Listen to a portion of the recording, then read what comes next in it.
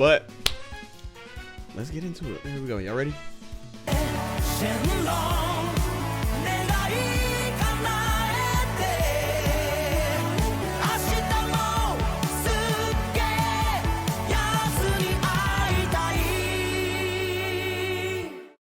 Alright, so Vegeta just beat the Tamagami, and Goma is angry that the team has 2 Dragon Balls, right? So he says to Degesu, shut down Warp Sama, right? This is because he's afraid that they're going to get to the first Demon Realm. And so I think it's interesting that Warp Sama can be shut down. Like, there's a little switch in the Demon Realm that Degesu, like, does his little magic and he pulls the lever. And I'm confused because, like, how... I thought Warp Sama was like an entity of its own. You know what I mean? But maybe I should have been paying more attention when Neva was giving that rundown. But anyway, so he shuts it down and he like feels bad. He's like, why do I have to do this?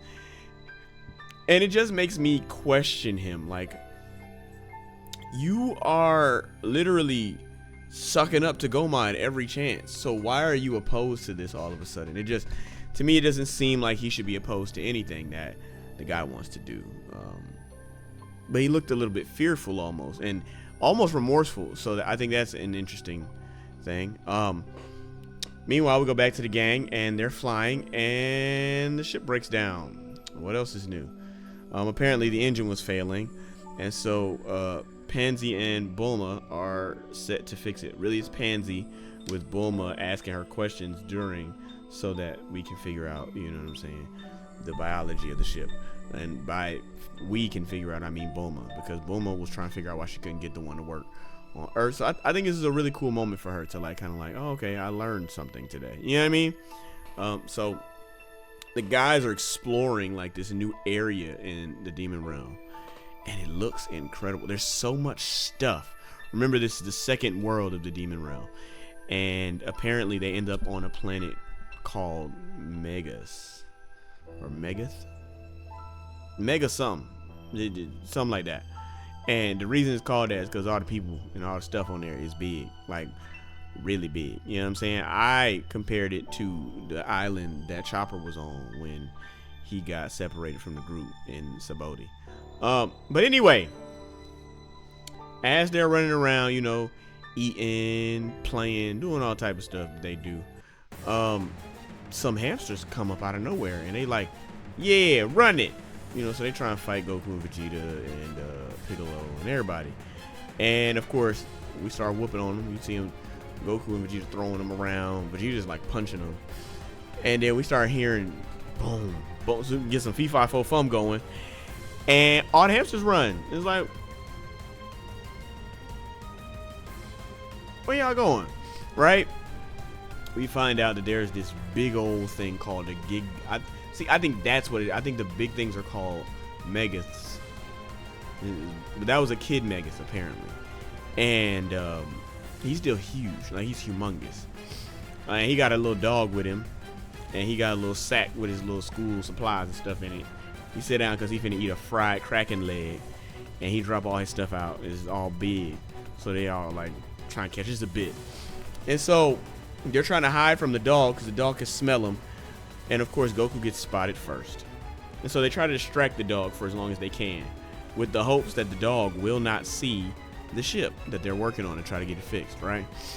So the dog eventually is chasing them around. I think they did some dumb stuff in this because Goku getting caught was dumb. But then Glorio shoots at the dog. I think that's stupid.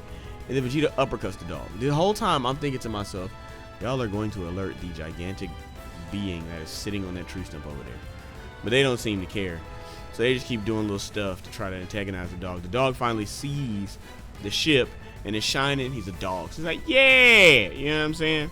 That dog was putting the mitts on him, by the way. But anyway, he's running to the ship, and so Goku says, you know, I can't let this happen. Kamehame, you know what I'm saying? And he blasts the dog, and they're like, yay, you saved us, and you tipped off the big monstrosity that's over there. And I ain't gonna lie, I would have been on y'all head too for messing with my dog. I don't play that game. Like, my dog was important to me. You just gonna blast him like this, right? So there begins the new fight for their life. They are trying everything to get away from this big old demon child. It's really a funny bit because Demon Child really don't know what's going on either. He's just like, what the heck is this? He probably think they're like flies or something. He tried to smack him out the air. Goku caught it, but then I was like, oh, I thought he was gonna clap Goku like this. He ain't do that. He put him on his body. Goku fell in his clothes. Meanwhile, Vegeta and everybody else is trying to fight outside. Like there's a lot going on in this episode. It's fun, but you just can't match the heights of the last episode. So finally, going Super Saiyan, Goku blocks the ruler because he was about to smack him with the ruler. A lot was going on, right? And Goku blocked the ruler, and then he got swatted into the ground, and then the dude was about to step on him, but Glorio flew with the ship and grabbed Goku out from under it, and they all flew away. That's how it ended. I was like, this is anticlimactic.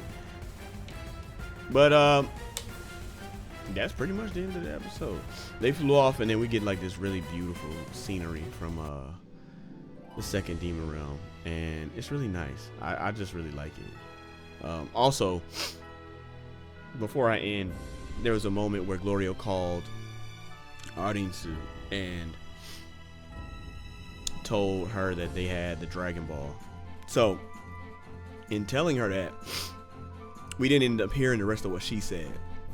He was like, yes, understood. So I'm expecting him to know already that Warp Sama is not working and to do something about it. But we'll see. What did y'all think? I think that this episode dropped in like hype quality, but I think that it was kind of lore rich. Not lore rich, but like they taught us that there is another world with big monsters on it, and then there's a one with even bigger creatures on it, right? And then we learned that the ship is fueled by Magellite or something like that, and that it's like in the sky or something like that. Like not literally in the sky, but I think like it makes up the ceiling, the crust or whatever that separates the worlds or something like that, and is regulated by the Demon King. I think that's going to become another political thing that they add into the series. But I don't know. It wasn't my hypest episode, but I think some of this stuff is cool, and I like the way that they're building on this.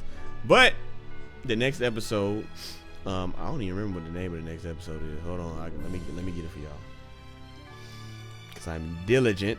Oh, I do remember. It's Taboo, and the little trailer looks kind of fire. So I can't wait to see how they flip this and give us some, you know what I'm saying, some more action. But let me know what you guys think about this episode, and I'll see you guys in the next review. We out of here. All right.